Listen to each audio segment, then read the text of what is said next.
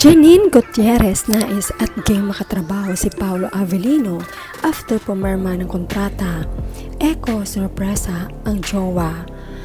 Umani ng kilig ang ganap ng Jericho Rosales at Janine Gutierrez. Sinurpresa ng aktor ang kanyang girlfriend kasunod ng contract signing nito sa network at pagmamanage ng Star Magic. Biglang sumulpot si Eko na may dalang bouquet of flowers upang personal na batiin si Janine.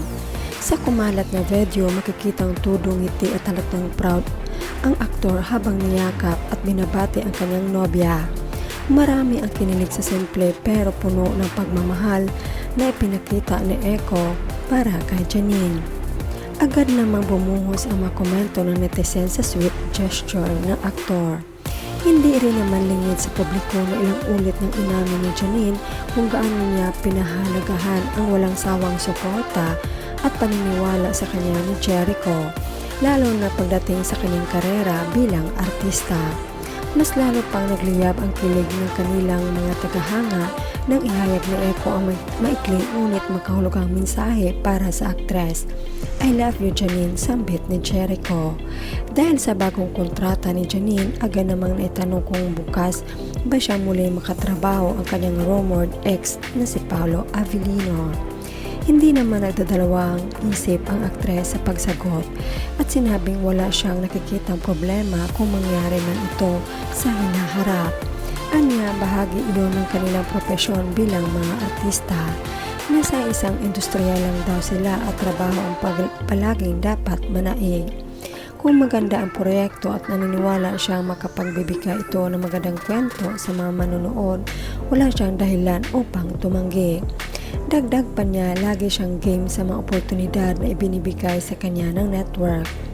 Sa ngayon, abangan ng fans kung magkakaroon nga ng pagkakataong muling magsama sa isang proyekto sina Janine at Paolo. Heto naman ang komento ng Solid. Dapat ang gawin ng Star Magic kasi si Janine gusto makatambal si Pao at si Gerald naman gusto makatambal si Kim. Si Gerald at Janine ang gawin nilang love team. Huwag nilang guluhin ang Kim Pao at solid ang support ng Kim Pao Lanja. 20 years na kaming loyal kay Kenny at 4 years na kaming Kim Pao. Palagi, iiyak baka nuno nyo ayaw makipag-partners ni Pao, asa pa kayo. Inggit lang yan sa Kim Pao, ako kahit baliktarin man, Kim Pao forever. Lang, wala ng iba. Anong say mo, Basher? Tigil-tigilan mo na, Basher. Yes, parang kukudjul ang Kim Pao. Masaya kami sa Kim Pao at panatag kaya kahit anong paninira, hindi tinatablan ang buong kaharian ng Kim Pao Lanja. At masaya na ang Kim Pao sa isa't isa at may Jericho na rin si Janine, kaya manahimik na kayo. Baka madami matawa ang Kim Pao Lanja kasi idol nila kahit nagpa-surpresa pa ang matanda, hindi pa rin nag-trending. Balik naman sila sa Kim Pao paggamit para mapansin sila kasi nga ang pa-surprise walang effect sa madla.